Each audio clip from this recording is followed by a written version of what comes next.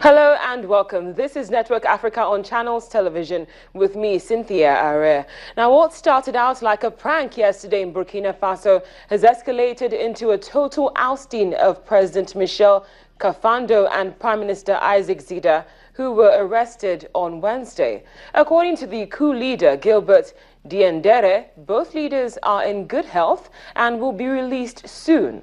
A close ally of the former president, Blaise Compaoré, has been named the country's new leader, with the French president condemning the move in the former French colony. As expected, protests emerged in the capital, but arrests were made in order to contain the situation.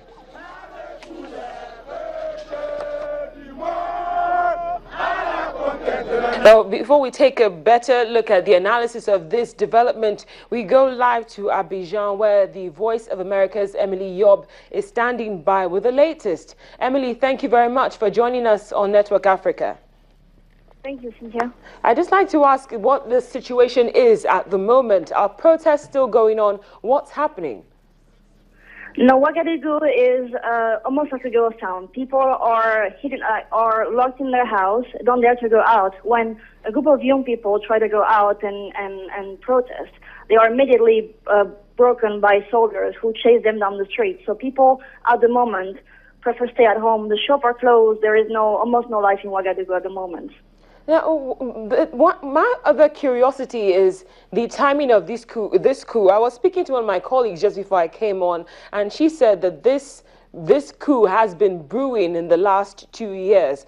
But why exactly is this happening right now? Is this what the people want? Because unlike what we saw happen in Burundi in terms of anti-third term protests, we didn't really see anything that showed that this was going to happen yesterday. In terms of protest, people are not able to go out and protest. When they try, they're being chased by soldiers.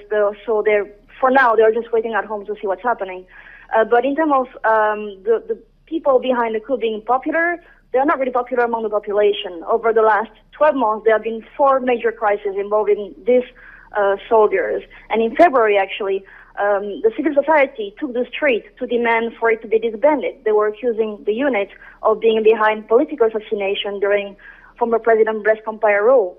So they are not very popular among the population. What I got told by the people who are on the ground was they are just surprised by what is happening. They did not expect the presidential guard to be able to seize power, and they are like a lot of people are just stunned by what is happening and are being just unsure of what is going to happen in the next few days and being very confused. Well, indeed, it's hard to predict, but we'll definitely be reaching out to you, Emily. Thank you so much for giving us the latest from Abidjan, the Voice of America's Emily Yob.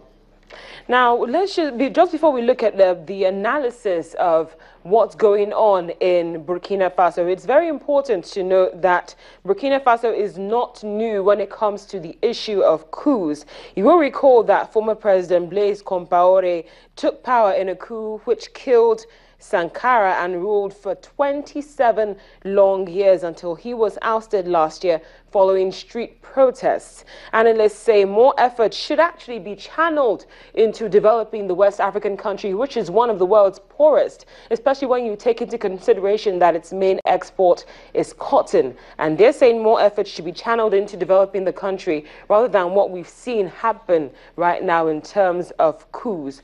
Well, for more on an analysis of this situation, I believe we're going live right now to, well, I'm being told that the guest we're supposed to have is not ready. So we're going to take a quick break now do we have our guest on the phone?